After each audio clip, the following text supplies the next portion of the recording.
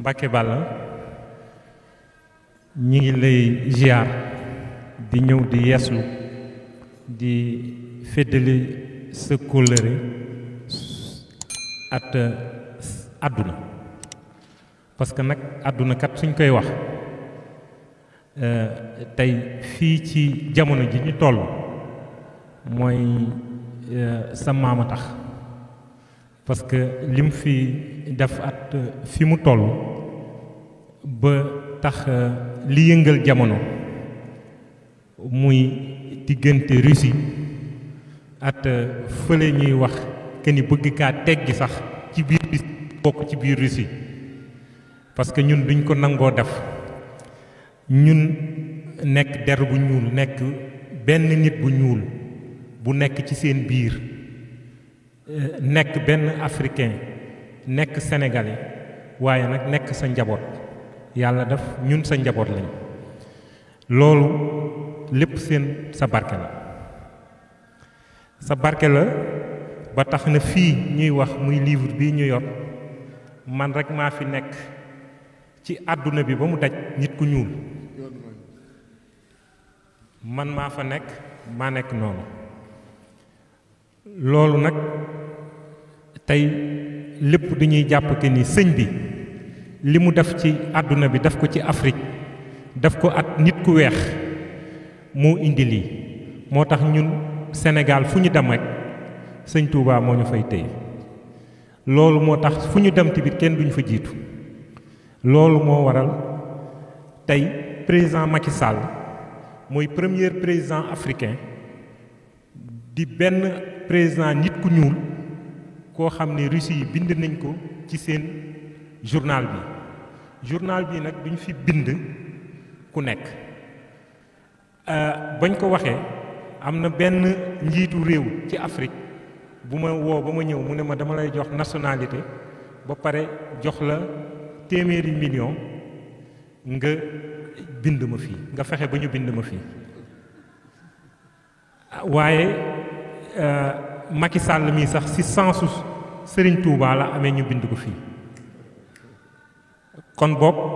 loolu mënoon naa nangu loolu yépp parce que alal daa neex waaye Sëñ Touba mën nañu ci suñu deret ba mënuñoo nangu loolu moo tax ñu bind ko fii bi loolu weesoo ñu wax ne sëñ bi ñii toog indiwuma leen sëñ bi leen indi dama àggale rek li tax ma yeggale nag mooy suñ ma tuddoon faneen ma yóbbu leen ñoo ma tudd Touba kon boog ñoom ñoo tànn Touba ñoo xam li fi nekk loolu moo waral ñu ñëw sukk fii ñoom ñaar yeeslu wax la liñ la wax mooy que ni dañoo bëgg seen dëkk jàmm am fa te biñ ko toqalee ci sa nopp bërki démb ba nga jox leen audience bi jàmm commencé naa kon boog ñu ne kon ñoom du ñuy ñëw jàkkaarloot yow te xam nañ ne ñoom ñaar ku ci nekk sa njaboot ña nga fa ñoom ay missionnaire lañ ñu bëgg ñëw àggale lii pour parce que ba ñuy ñëw tamit tàggu nañ seeni njiitu réew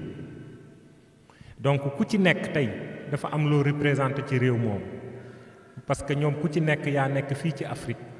di doxal réew moomu li muy def waaye nag yàlla def na ne sa jarbaat sa sët bii toog moom la yàlla def ci sa barke maam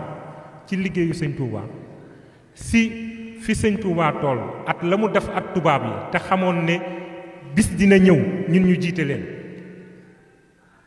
moo tax tey ñun ñu jiite leen. kàddu yi nga xam ne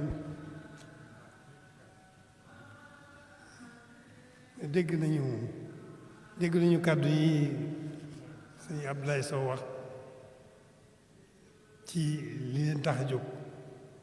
dégg nañ ko bu baax a baax a baax. Abdoulaye Sow il a bien compris le pourquoi de ce déplacement et l'intérêt que vous portez à ce déplacement. ne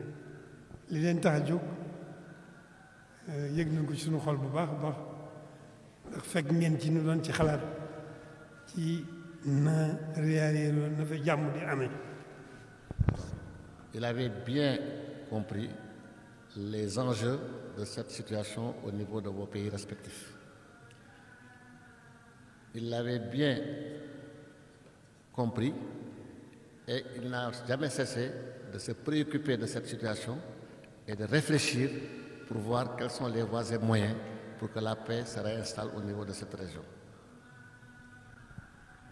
loolu ñoom ci la ñu fekk. Il y était déjà avant que vous ne veniez. ñoo ngi nga xool di am métit ci la fa xew ay woo nga xam ne xew na fa. Ça leur fait très mal de voir des hommes vivre une situation aussi dramatique et ça constitue aussi pour lui et pour la communauté une préoccupation de premier choix. lii ñoo ngi ci occasionné ci feeñal suñu tiis ci bokk gën ko bokk ak ñoom xamuñu woon daañu fi ñëw waaye ñun loolu ci la ñu fekk. Il ne savait pas que vous alliez venir pour aussi lui montrer votre préoccupation à cette question. Ça a été déjà une préoccupation pour lui et il était en train de voir, de réfléchir comment trouver une solution de par des interventions, de par des prières, de par tout ce que vous voulez. Et que sans que vous n'en parliez, il était déjà dans cette préoccupation. neen comme wax leen ne leen léegi nañu na seen xel daal bu baax. Soyez rassurés. Comme l'a dit Abdoulaye, la tranquillité et les débuts de solutions ont commencé à poindre à l'horizon et ça va aller crescendo et Inch'Allah Rabbi, il y aura ce que l'on souhaiterait avoir dans cette situation.